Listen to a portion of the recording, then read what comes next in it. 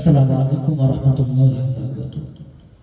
নাহমাদুহু ওয়া নুসাল্লি আলা রাসূলিল কারীম, আম্মা বা'দ। ওয়া নাহনু আলা যালিকা মিনাশ শাহিদিন ওয়াশ শাকিরিন ওয়াজ যাকিরিন।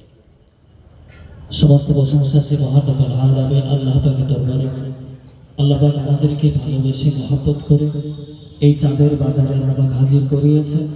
হাওড়া মাদ্রাসার ভালোবাসা মহব্বত নিয়ে আজকে আমরা হাওড়া মাদ্রাসাতে এসেছি। আল্লাহ পাক আমাদের আশা উদ্দেশ্য কবুল করেন, সকলে বলি আল্লাহুম্মা আমিন। তারপরে পরে জানাই যে নবীকে সৃষ্টি না করলে মহান আল্লাহ কিছুই বানাতেন না। সেই বিশ্ব নবীর প্রতি লক্ষ কোটি দরুদ ও সালাম, সকলে বলি সাল্লাল্লাহু আলাইহি ওয়াসাল্লাম। আজকে বলার মতো তেমন ভাষা খুঁজে পাচ্ছি না। তারপরে আমার আরেকটি সাথী ভাই সমস্ত বায়ান দিয়েছে। তারপরে আমি বলতে চাই, আমরা দীর্ঘ 7 বছর হাড়োয়া খারিজি মাদ্রাসায় পড়াশোনা করেছি। তো জানাদের অবদান না বললেই নয়। হয়তো আমরা মাতিন হুজুরের ভালোবাসা অতটা পাইনি, কেন হুজুর ব্যস্ততার মাধ্যমে আমাদের কতটা সময় দিতে পারেনি, কিন্তু তারই রেখে যাওয়া ছাত্র আর আমাদেরই শিক্ষক হাফেজ মাওলানা আখির আলী সাহেব হুজুরকে আমরা পেয়েছি। অল ইন্ডিয়া সুন্নাতুল জামাতের একেবারে প্রথম যে মাদ্রাসা হাড়োয়া খারিজি মাদ্রাসায় আল্লাহ পাক আমাদের পড়ার সুযোগ করে দিয়েছে। আমি একটা ছোট্ট কথা বলে নেমে যাব।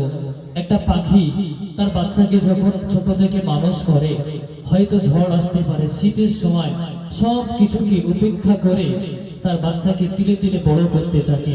ঠিক তেমন ভাবেই আমরা মাতিন হুজুরকে হয়তো কাছে পাইনি, তার রেখে যাওয়া ছাত্র হাফেজ মাওলানা আখির হুজুরকে পেয়েছি।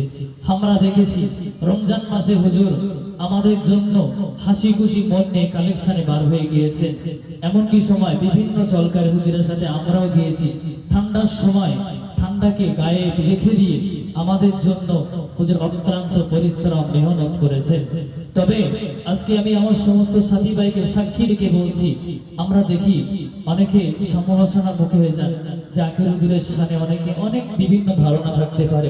তবে আমি বিশেষ করে হাওড়াবাসীর কাছে একটা ছোট্ট নিবেদন করে জানাচ্ছি, আপনারা কেমন ধারণা আমরা জানি না, তবে আমরা যে মানুষটার কাছে দীর্ঘ 7 বছর বাপের মতো ছিলাম, আমরা তাদের সন্তানের মতো হুজুরের কাছে ছিলাম। তবে হুজুরকে বলে যাচ্ছি, আপনার পাশে কে থাকবে কে থাকবে না বলতে পারবো না, কিন্তু আমরা ঐক্যবদ্ধভাবে আপনার ছাত্র আপনার সন্তানের মতো আমরা পাশে থাকছি, ইনশাআল্লাহ থাকবো। আপনারা সকলে দোয়া করবেন, আমরা হাওড়া মাদ্রাসার প্রতি যেমন আছি হুজুরদের পাশেও যেমন আছি, আর বাকি জীবনটা যেন আমরা দ্বীন ও শরীয়তের প্রতি আমরা ইস্তেকামাত থাকতে পারি এবং আমাদের দ্বারা